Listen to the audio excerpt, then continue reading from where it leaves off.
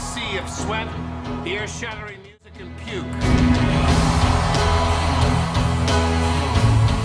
Jimmy, I've told you 10,000 times, girls drink free, dudes pay full freight. They are dudes.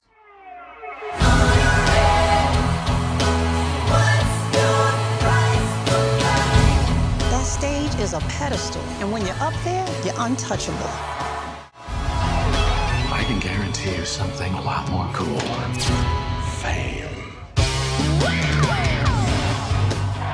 Rock of Ages. Ages of Rock. So Rock of Ages takes place in the 80s when... 1987 to be exact. Thank you very much. Welcome. When heavy metal was at its highest and lowest points, and where religious groups wanted to take down metal and go with the more sucky type of music, pop. It's a musical movie, which I'm not really a big fan of, but I'll get to that in a little bit. It has a lot of talents from different music artists like Def Leppard, Twisted Sister, Poison! Journey. Much more, and Journey. It also has some great talent like Tom Cruise, Alec Baldwin, Russell Brand, I'm sorry I had to do it. Paul Giamatti. Oh yeah, Paul Giamatti. Kevin Nash. Yeah, even Kevin Nash is in there. He's a huge fan of wrestling. I am not a fan of musicals. I am not. We already mentioned that. There's a few musicals I do like, and this was one of them. And that's mostly because I am a die-hard rock music fan, and you know that. I love bands like Judas Priest, Metallica, Iron Maiden, Kiss, Beatles, which is my favorite band of all time, by the way. But none of those bands were in this movie. Sadly. But still, this movie had its awesome share of music. I really thought the covers were really well done in this movie. It's like Glee if it were rock. With Tom Cruise were in it. Speaking of Tom Cruise, his opening in this movie, I was like, he's a rock god. And his cover of Dead or Alive, Wanted Dead or Alive, is fantastic. Yes. He is very, I can't believe he not only sings. Yeah, that was his actual voice. Yeah, he not only does a great job of singing, but I can't believe he does his own stunts too, which is quite incredible, actually. There weren't really any stunts in this movie. Well, I know that. For a guy who does his own stunts and he can sing, that's pretty impressive right there. Yeah, that's a good point. The cover songs were very well done, all from I Wanna Rock. Now, here's something I found interesting. Mm-hmm. Towards the end of the movie, when the rock's on this side, I and love that part. And anti-rock is on this side. They're singing "We're Not Gonna Take It" on this side. That was really And clever. on the other side, they're singing "We Built This City on Rock and Roll," but they're singing a rock song. The movie is actually very funny too at times. Yeah. Like the chemistry between Russell Brand and Alec Baldwin is Oh my god! It's awesome. There's this one scene where I think you and I couldn't stop laughing. Yes.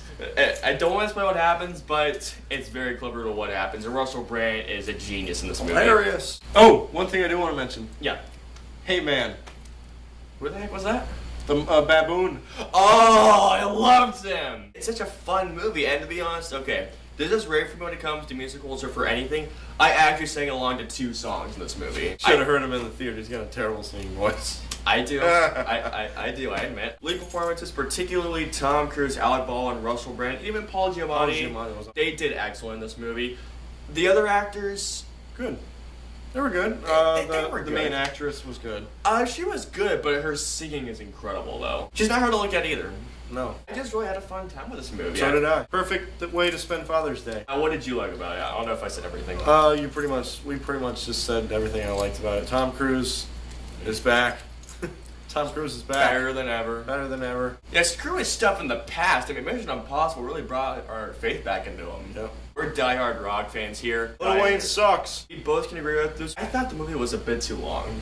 Yeah, it was. I thought it was way too long. It's a 2 hour and 7 minute movie, but it felt like 2.5 to 3 hours long. Yeah, it did. I mean, as much as I'm a rock fan, I thought there were way too many musical numbers. It's like every 2 minutes. I Yeah. want to rock and roll all night. I don't mind if there's a number every like 10 minutes or so, but for this, it was just kept on going on and on. I want some time to breathe. Here's the thing I kind of hate about musicals. Like, you know, like they can just have a random conversation.